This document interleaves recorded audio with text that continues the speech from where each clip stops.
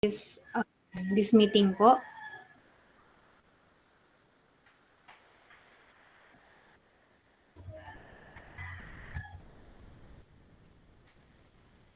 So first, we will be discussing the graphs. So mamaya na po yung sa trees. So ano po ba yung graph? So graph is a study of structures. So bale, yun lang naman po yung ibig sabihin ng graph. So meron siyang vertices and edges. So study of structures, that is called graphs. So by definition, a graph is essentially a usually finite set of objects called vertices equipped with a symmetric and binary edge relation between these vertices. So pag sinabi po natin graph, meron siyang tinatawag natin na vertex. So dito, kung halimbawa nakikita niyo po dito, we have G1, graph 1, graph 2, graph 3, and graph 4, and so on. So, etong dot na to, this is what we call the vertex. Yung ano naman po, yung line connecting the two vertices, this is what we call the edge. Okay po? So, kung halimbawa man, makakita kayo ng isang vertex lang. Halimbawa, meron ditong graph 5. So, meron lang kayo nakitang isang vertex. So, considered ba siya as graph or hindi?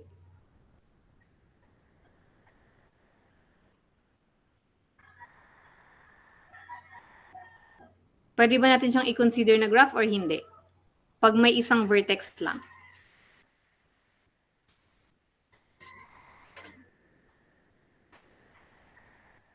So, kung halimbawa meron tayo nakitang isang dot lang dyan, considered siya as a graph. Kung halimbawa may isang vertex lang, may nakita kayong isang vertex lang, considered siya as a graph. Okay po? So, next. So, sa basic concepts in graph theory. So, if graph of G, vertex and edges is a graph. So, where G is the graph, V are the vertices, and E are the edges. So, we say the edge E is equal to UV. Joins vertices U and V. So, for example, anong tawag dyan? Si edge E daw po, meron siyang joins vertices U and V. So, hereafter, we will denote the edge UV simply as this one. So, pwede natin gawin na yung edge UV, pwede din natin siyang sabihin na ganito, UV lang. Pwede siyang merong curly braces, pwede din siyang sabihin natin na UV. Okay po, so for example, we have here vertex U, tapos meron ditong vertex V. So, nakalagay dyan, we say the edge E. So, kung halimbawa ito, kinonect natin doon yung vertex U, kinonect natin doon sa vertex V. So, ito yung edge natin. So, pwede tayong maglagay dyan ng E1 para malaman natin na edge 1 siya. Kasi kung paano kung halimbawa meron ditong X ngayon, nandito sa X. Tapos i-connect mo si U doon sa X. So, ito, yung edge UX, pwede natin siyang sabihin na E2. Okay po, para mas madali po nating maintindihan. Okay po, so next, if E is equal to UV is an edge of G, U and V are called adjacent vertices, while UE as well as V and E are said to be incident. So pag halimbawa, nakakita kayo halimbawa, masasabi natin na adjacent vertices siya kung halimbawa connected yung dalawang vertex. So adjacent vertex si U and V, ito si U and V, kasi meron siyang edge na nagko-connect sa kanila. Okay po? So kung halimbawa naman, while U and E, so si U daw po saka si E, so for example, ito E1, tapos si V, tapos si E, kasi ito nilagyan ko po kasi ng number dito, E1, kasi meron pa siya ditong, for example, meron pa siyang isang edge connecting to other vertex. So, for example, meron lang siya ditong E. So, halimbawa, ilagay lang natin ngayon, kunwari na E lang siya. So, ito yung example niya. So, masasabi natin na incident siya kung halimbawa si vertex U, incident siya sa edge na E. Okay po? Si V din, incident din siya sa edge E. Okay po? So, pag sinabi nating adjacent vertices, connected yung dalawang vertices sa isang i-define po natin yung dalawang vertex kasi 'di ba meron tayong edge. So yung edge na yun, tinatawag siyang adjacent vertices. Kasi 'di ba etong U saka E. So adjacent vertices siya. So if E1 and E2 are distinct edges of G incident with a common vertex, they are called adjacent edges. So doon sa una, we have adjacent vertices, di ba? Ito, adjacent vertices. So meron din tayong tinatawag na adjacent edges. So paano natin masasabi na adjacent edges siya? So masasabi natin na adjacent edges siya kung halimbawa yung dalawang edges, ito yung E1 saka si E2, di ba? Meron siyang parang common vertex, which is the U. So, therefore, adjacent edges siya. Okay po?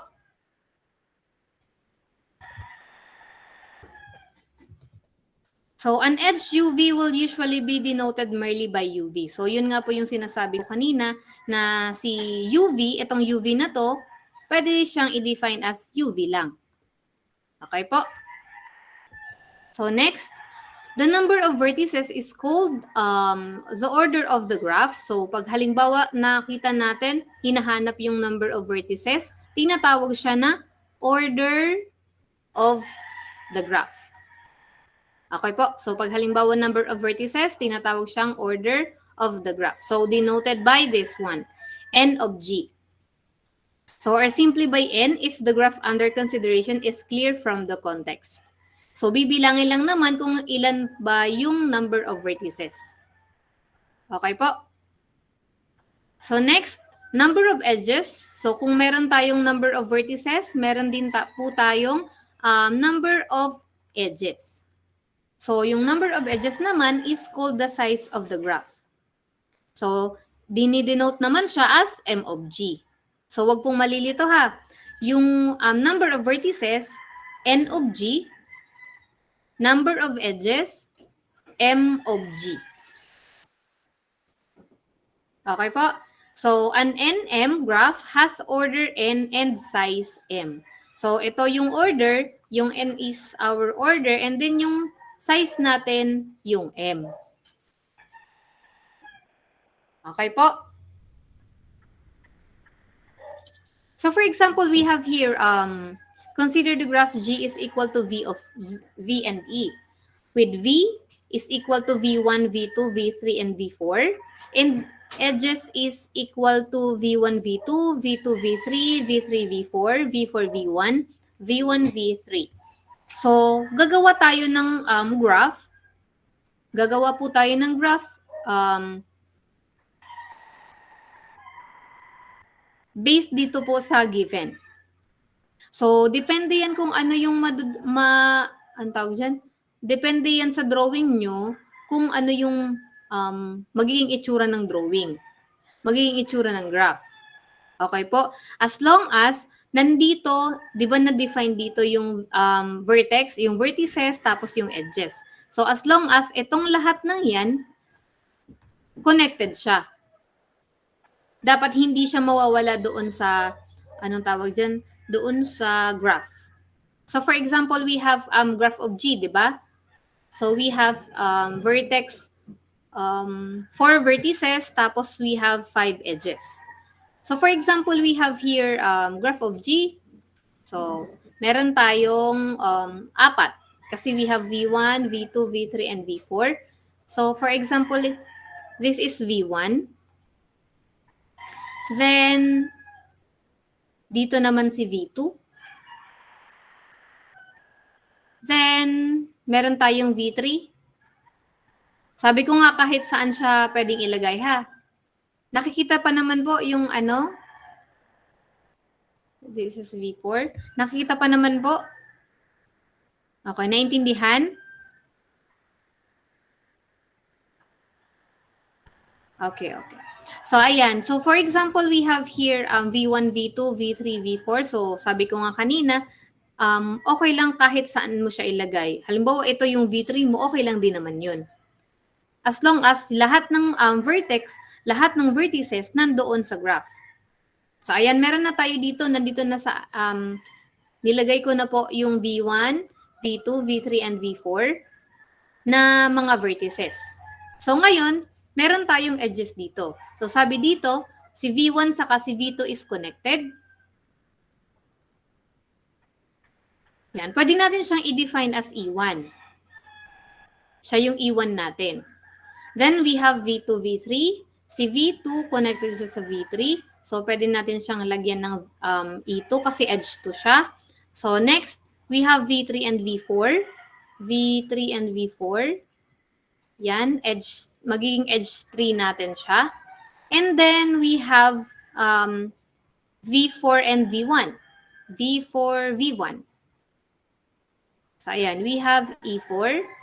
Next, meron pa tayo ditong V1 and V3. So, si V1 daw, tapos si V3 is connected. So, this will be our E5. Okay po. So, ito, dinefine natin siya as E1. This one is E2, E3, E4, and then E5. So, for simplicity of notation, we set V1 and V2. O, ayan na nga po, nilagyan ko na siya ng, dinefine natin para mas maging, anong tawag dyan? Madali yung pag-identify natin ng edges. Kasi kung halimbawa, si edge V1, V2. So, pwede naman natin siyang i-define as E1 lang. Okay po? So, si V1, V2, V3, E2, so on and so forth. So, ngayon, hahanapin natin dyan, nakalagay dito, note that n of g is equal to 4. So, bakit kaya si n of g natin is equal to 4? Pag sinabi nga na n of g, ano siya? Number of? Vertices. Number of vertices.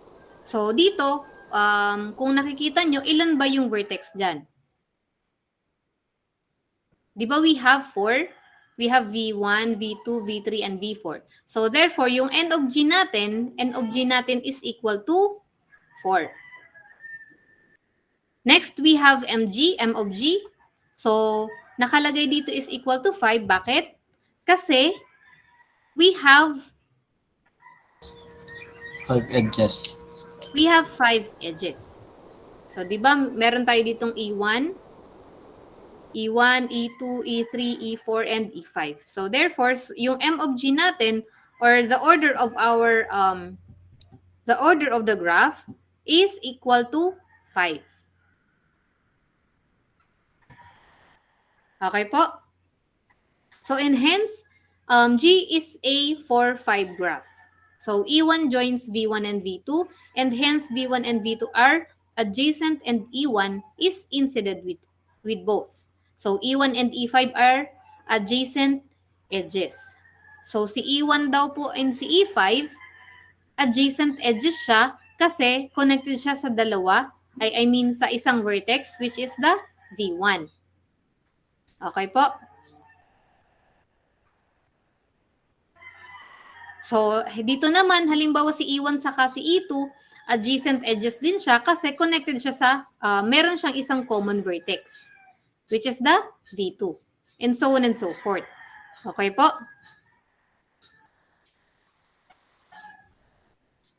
Naintindihan? Okay.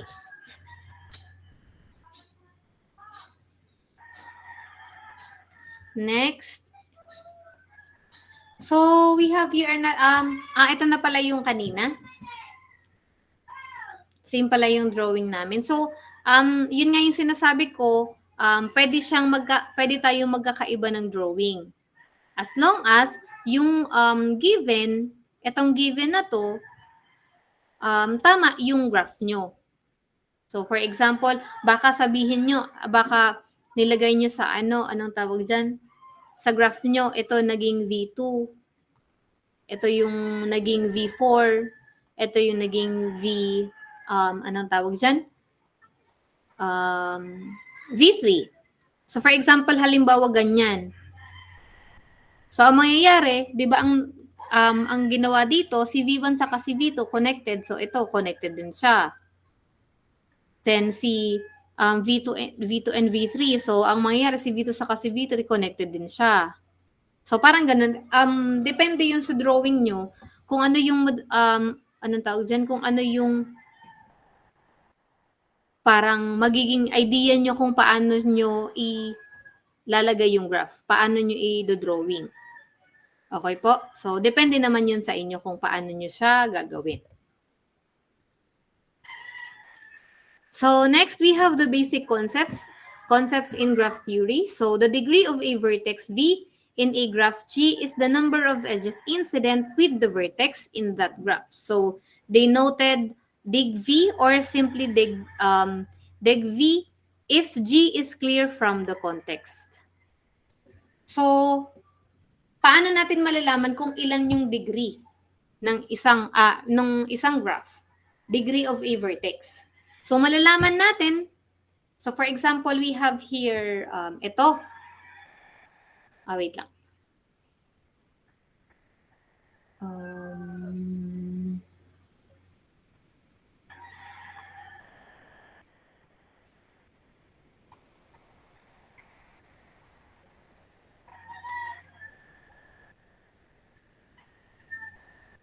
So, for example, ito. Paano natin malalaman kung ilan yung degree ng vertex niya? So, kung halimbawa, we have V1, ilan kaya, halimbawa, deg V1, ilan kaya yung degree of vertex niya? So, ang mangyayari, ang gagawin lang naman, ika-count lang natin kung ilan yung connected na vertex sa kanya. So, si V1, yung connected na vertex sa kanya, we have V4, V5, and V2. So, we have 3. Okay po? So, ganun ang mangyayari kung halimbawa hinahanap natin yung degree of vertex. Okay po? So, i-count lang naman natin. So, halimbawa si deg V2. So, ilan yung connected sa kanya? We have si V2 connected siya dito sa V1 and then connected din siya sa V3. So, we have 2. Si deg V3 naman is equal to 3 kasi connected si V3 doon sa V2, connected si V3 doon sa V1, and then connected si V3 doon sa V4. Okay po? So ngayon naman, ang hinahanap naman dito sa una, a vertex is called even or odd depending on whether its degree is even or odd. So, malalaman natin kung even or odd ba siya, depende dun sa degree of vertex. So, kung nakikita nyo, di ba, itong ginawa natin, saan na yun? This one. So, yung deg V1 natin, ano siya? Odd or even?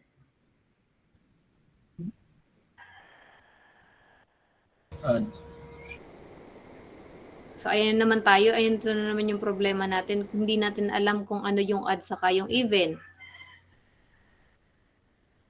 Okay po. So, ngayon, yung deg V1 natin is odd. Okay po? Kasi 3 siya. Di ba? Meron lang namang even or odd. Pag sinabi natin even, 2, 4, 6, so on and so forth. And then yung odd numbers are 1, 3, 1, 3, 5, so on and so forth.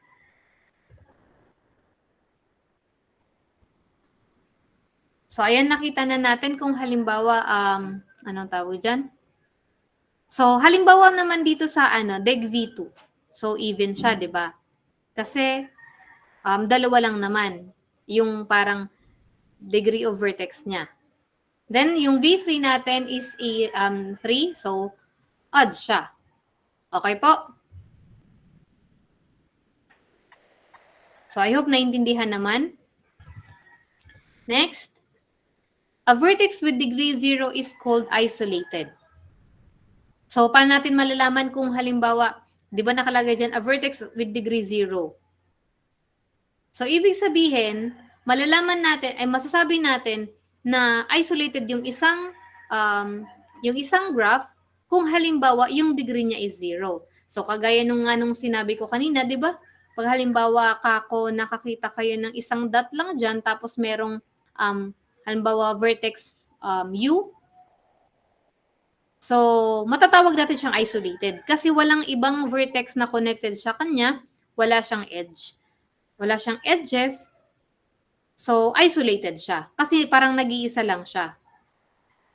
Okay po? So, doon natin masasabi na isolated yung isang graph. Next, a vertex with degree 1 is called an end vertex.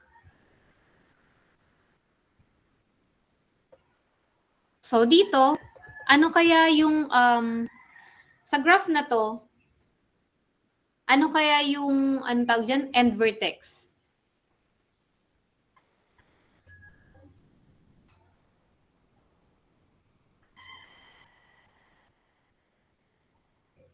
Anyone?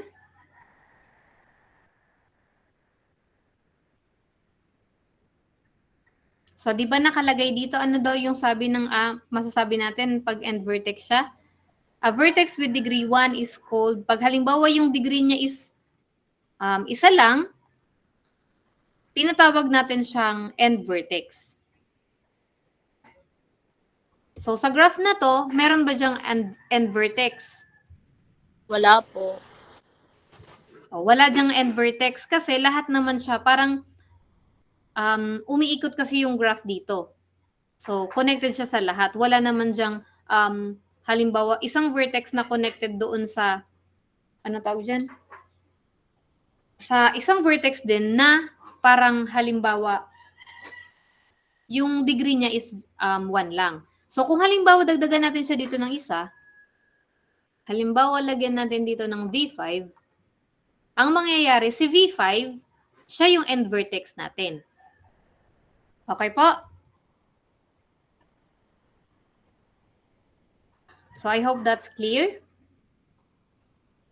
So, kung halimbawa, ngayon si U, lagyan natin siya dito ng isang vertex na X, and then meron siya ditong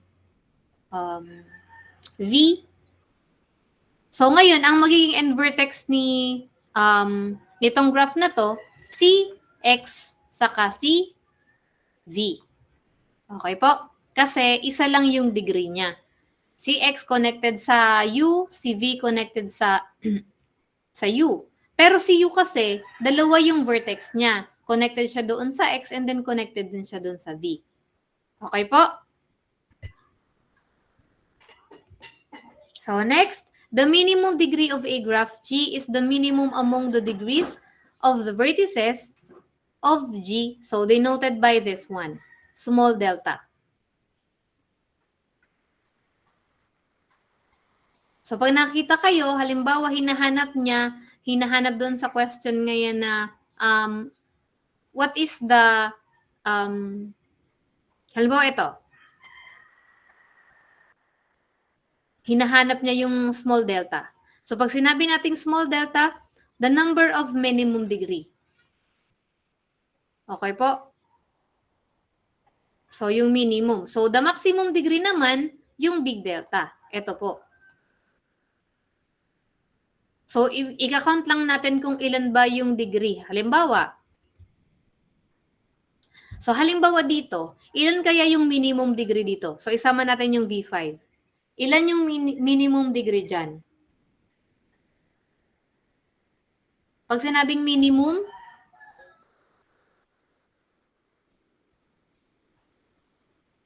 di ba 1 yung po. pinakamababang number? So, ano kaya yung minimum degree nitong graph na to?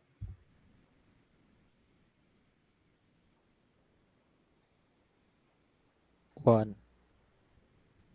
Ano po? 1 po. So, yung minimum degree dito is 1.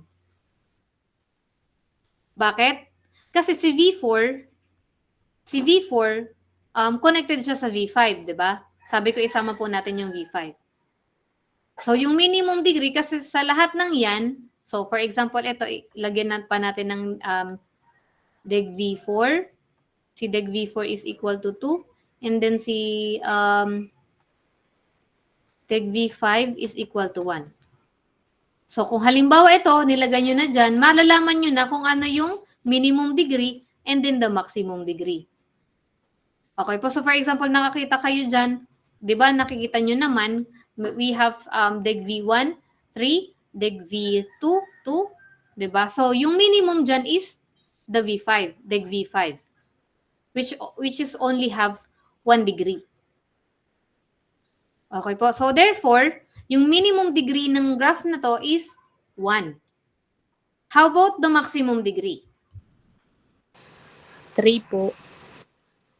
So, Three. yung maximum degree niya is 3. Kasi wala namang ibang degree dito na parang more than 3, 'di ba? So, therefore, yung 3 is the maximum degree. Okay po? Unless meron pa diyang halimbawa si V1 nilagyan pa natin ng isa, magiging siya, V6 ngayon. So, magiging, yung degree ng V1, magiging 4 na. 'Di ba?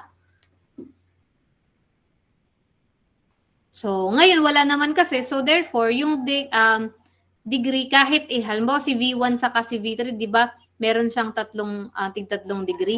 Yung tinatanong lang naman kung ilan yung maximum degree doon sa graph na yun. Okay po? So, therefore, yung maximum degree dito is 3. Naintindihan?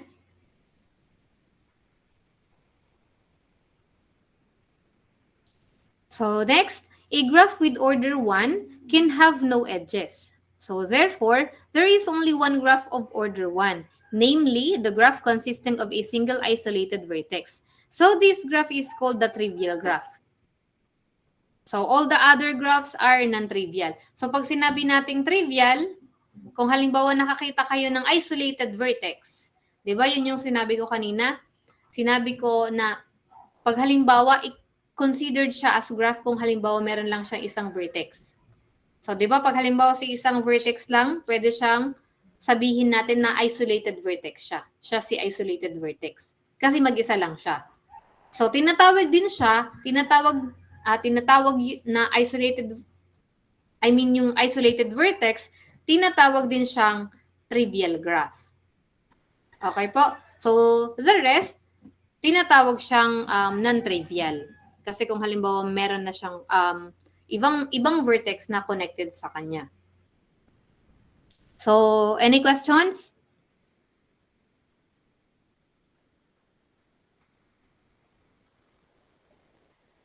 I hope nakikinig ang lahat.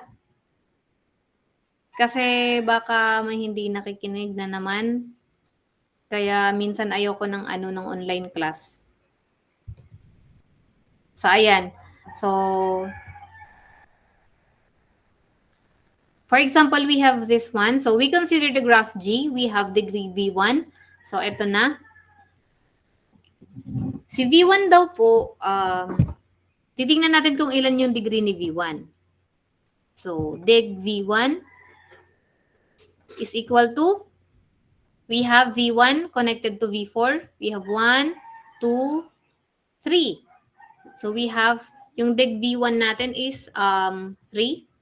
Then, deg V2 is equal to 1.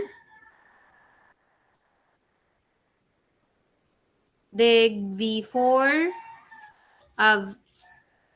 si V3 muna. Si V3, wala siyang, anong tawag dyan?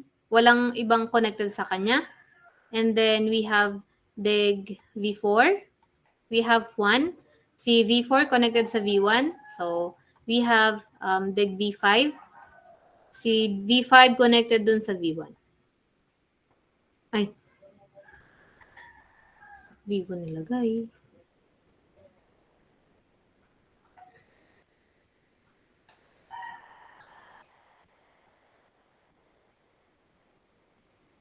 So, we have 1. So, dito, di ba nakalagay si V1 ay deg V2, V4, V5 is equal to 1. So, ito siya. 3. Then, si deg V3 is equal to 0. So, therefore, isolated siya. Ito, si V3. Then, siya din yung, anong tawag dyan? Si deg V3 din siya din yung tinatawag natin na, anong tawag dyan? Small delta or the minimum degree. Okay po? Siya yung minimum degree natin. So, how about the maximum degree? We have the V1.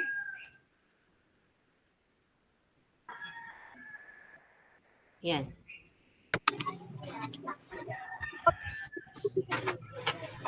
So, thus, V2, V4, and V5 are end vertices, while V3 is an isolated vertex.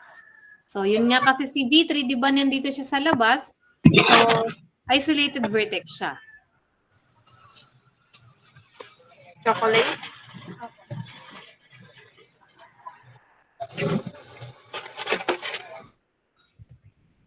Okay po, isolated vertex siya. So kung halimbawa, makikita din natin dito kung ano ba yung yung mga end vertices niya. Kasi 'di ba, si V1 connected siya sa V4. So si V4 kasi isa lang naman yung connected sa kanya, so therefore end vertex siya. Same with V5 and then the V2. So itong tatlo na to, yung tatlo na yan is the end vertices. Okay po? Naintindihan?